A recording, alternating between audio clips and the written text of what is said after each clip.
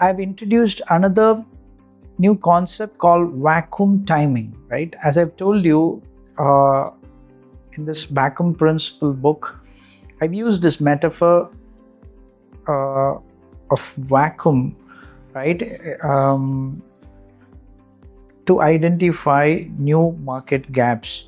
I literally see a lot of vacuums in the market, so that's why I've used this metaphor. And this book helps you to see all those vacuums uh, properly. I've introduced quite a few frameworks and mental models. So, one such concept is vacuum timing, right? The art of market entry. So, I call this as vacuum timing, right? Vacuum timing is knowing precisely when to fill a market gap. Successful timing requires aligning three critical elements: infrastructure readiness, customer readiness, and three, ecosystem readiness. Like surfing, it's about catching the waves at exactly the right moment. The art of timing can mean the difference between a breakthrough innovation and a premature failure. History is filled with visionary companies that spotted the right opportunities and engineered impressive solutions only to fall short because they moved too early or too late.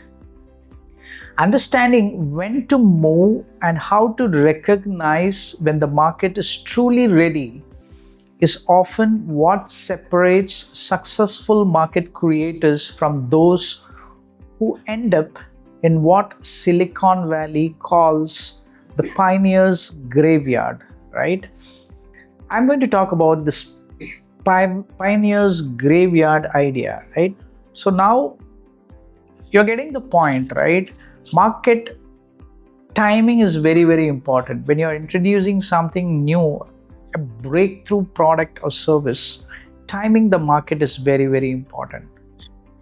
So let's come to this idea of the pioneer's graveyard, right? When right ideas meet wrong timing.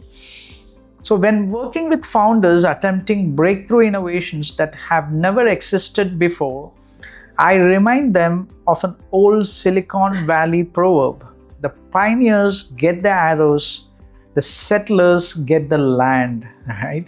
This adage captures a painful truth about market timing. History is littered with visionary companies that spotted the right opportunities and engineered impressive solutions only to fail because the market was not ready. Their stories offer crucial lessons about the importance of timing in market creation. Right? I'm going to share some examples, right?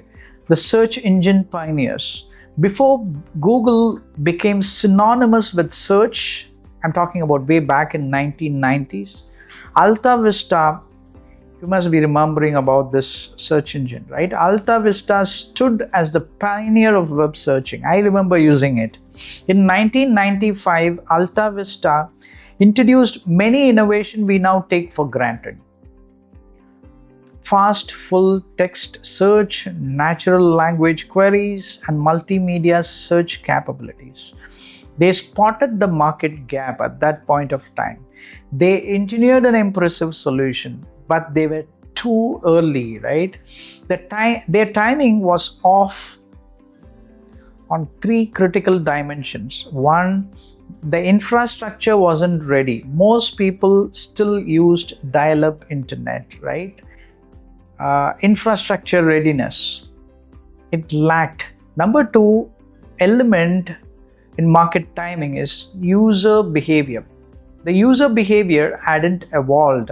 People weren't yet living their lives online. When Alta Vista introduced their search or their search platform, we weren't yet living our lives fully online, right? We were sporadically using internet. The internet was not at its peak, right? I mean, the usage.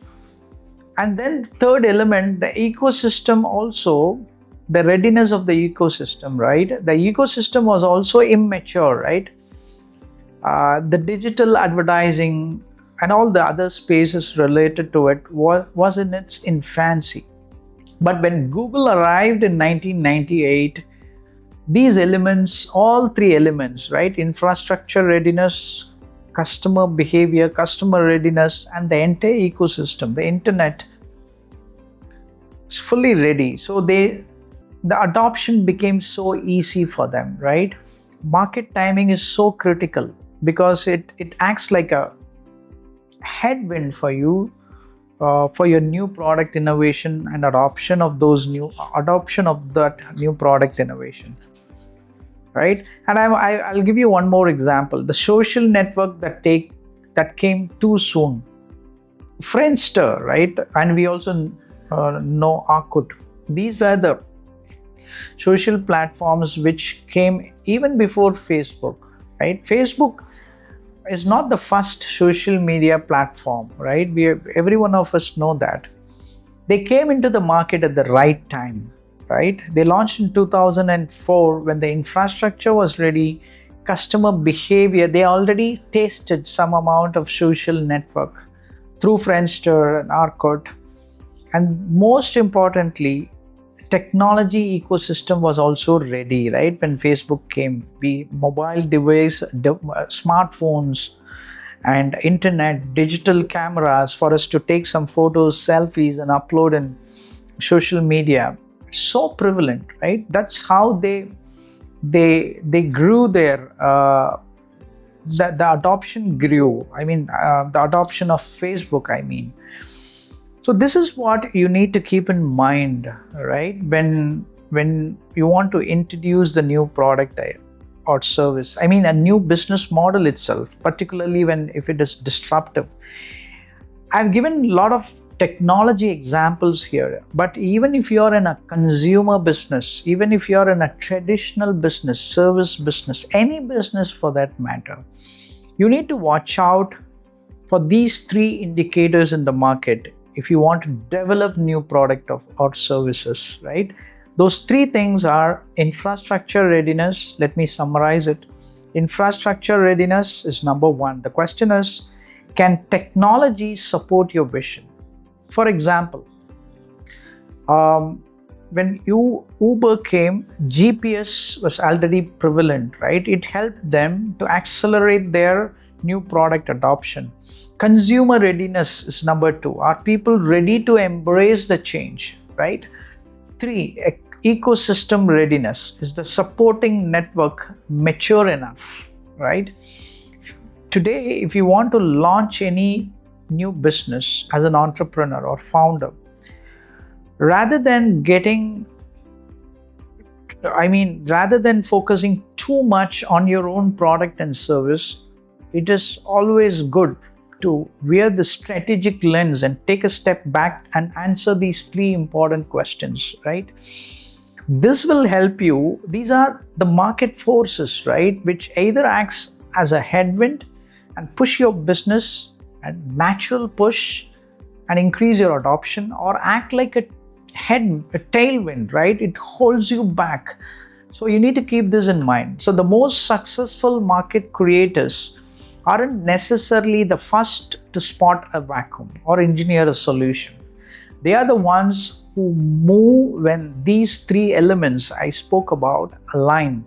They understand that timing isn't about early or late, it's about being right.